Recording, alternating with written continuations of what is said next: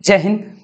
Class 10 weekly test का हम लोग मॉडल सेट 3 देखने वाले हैं और इस वीडियो में हम लोग इंपॉर्टेंट क्वेश्चन को देखेंगे जो कि आप लोग का वीकली टेस्ट में आ सकता है ना। तो फिर चलिए शुरू करते हैं। शुरू करने से पहले अगर आप चैनल पर पहली बार आए हैं तो चैनल को सब्सक्राइब कर लीजिए, बेल आइकन को ऑन कर लीजिए, क्योंकि इस चैनल पर आप लोग का बोर्ड एग्जाम की तैयारी, स्पेशली जैक बोर्ड का तैयारी बहुत अच्छे से करवाया जाता है। चाहे आप लोग का पीडीएफ नोट्स चाहिए या फिर तो इंपॉर्टेंट क्वेश्चन चाहिए, वीकली टेस्ट का तैयारी करना हो, फाइनल एग्जाम का तैयारी करना हो, सारा चीज इस चैनल पर मिलता है। तो फिर चलिए शुरू करते हैं।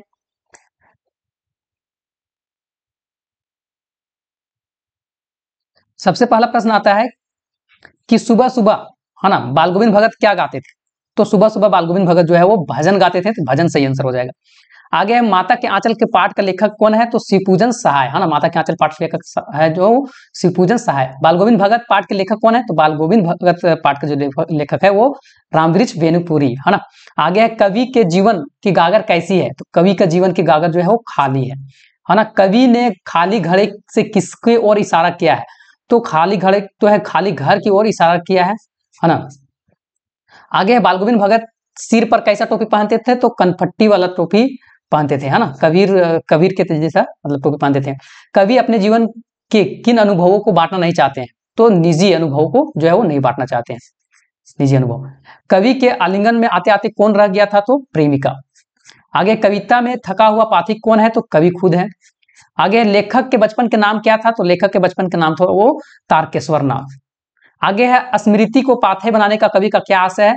तो कवि चाहते हैं कि जो स्मृति याद है ना उसको मस्तिष्क में रखे, याद बना के रखे, ताकि जो है वो अपने जीवन में जो है वो संभल कर सहारा बना, मतलब सहारा मतलब उनकी याद को जो है, अपनी प्रेमिका को याद को जो है वो सहारा मानना चाहते हैं। आगे बाल गोविंद भगत किसके आदर्श पर चलते थे? तो बाल गोविंद भगत जो है वो कबीर के आदर्श पर चलते थे ना। बाल गोविंद भगत कबीर के अगाध श्रद्धा रखते थे, क्योंकि वे कबीर ने सामाजिक कुप्रथाओं के विरोध कर समाज के नई दृष्टि की ओर प्रदान किया है, इसलिए जो है मूर्ति पूजा का खंडन किया है और उसमें समाज का व्याप्त तो उच्च नीच का भेदभाव का जो है वो समाज का एक नई दिशा की ओर अग्रसर किया। इसलिए जो है बाल गोविंद भगत कबीर के आदर्श पर चलते हैं। आगे बाल गोविंद भगत का जीविका क्या साधन था? तो बाल गोविंद भगत का जीविका का साधन खेती बाड़ी था ना, खेती करते थे। आत्मकथा सुनाने के संदर्भ में अभी समय नहीं है। कवि ऐसा क्यों कहते हैं? कवि इसलिए कहते हैं कि कवि अगर आत्मकथा सुनाएंगे तो उसको बीता हुआ बात को याद करना पड़ेगा, और वो बीता हुआ बात को याद करके वो कष्ट दुख में नहीं पड़ना चाहते। इसलिए माता का आंचल पाठ में माता पिता के बच्चे के प्रति जो वात्सल्य व्यक्त हुआ है उसके बारे में बताने के लिए बोला गया है। तो माता पिता में जो बच्चे के प्रति वात्सल्य हुआ है वो अपने शब्दों में जो है वो भोलेनाथ के पिता उसे बहुत प्रेम करते थे और उसके प्रति बहुत स्नेह भी रखते थे, और सुबह से लेकर शाम तक जो है वो सारा उनके साथ समय बिता देते थे। लास्ट प्रश्न है कि बाल गोविंद भगत की पुत्र वधु उन्हें अकेली क्यों नहीं छोड़ना चाहती थी?